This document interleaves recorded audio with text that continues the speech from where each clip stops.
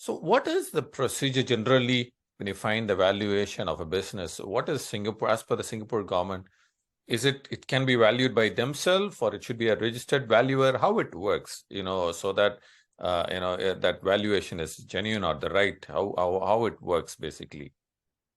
That's a very good question. I think probably about 5 to 6 years ago, I think that there is when it comes down to valuation wise, they would normally go for the accountants or auditors to value the company.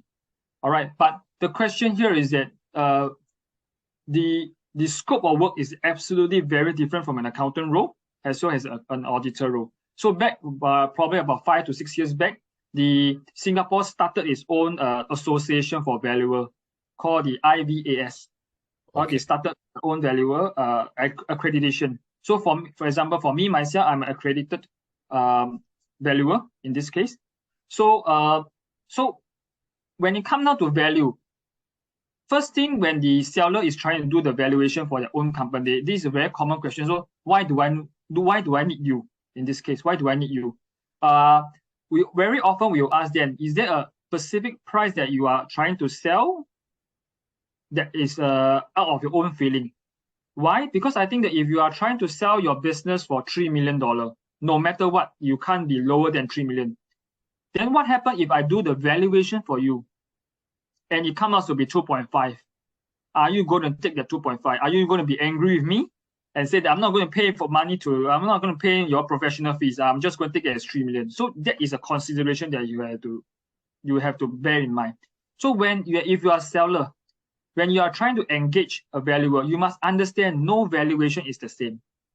So this valuation that you are going to take with the valuer, this exercise, is merely to give you a ballpark, to say that, okay, has a third party, has independent come in and value your business. How much is that worth? If the valuer come up with a value of, say, for example, $5 million, then you should be, as a seller, you will try to sell as high as possible, more than 5, probably about 7. But if you are a buyer who conduct its own valuation, all right, then the buyer may say that, all right, I want to buy as low as possible. I'll probably, even though the valuation is at 5 million, I want to put it at 3. All right. So you must understand that the buyer and the seller has different intention when it comes down to valuation. Okay. So ask yourself first, what is your intention? What do you hope to get out of this valuation exercise? Okay. I mean, very, very interesting. Yeah, when it comes to the valuation, there is a lot of, people feel that there is no guideline, because always the seller wants to get, value his business very, very high.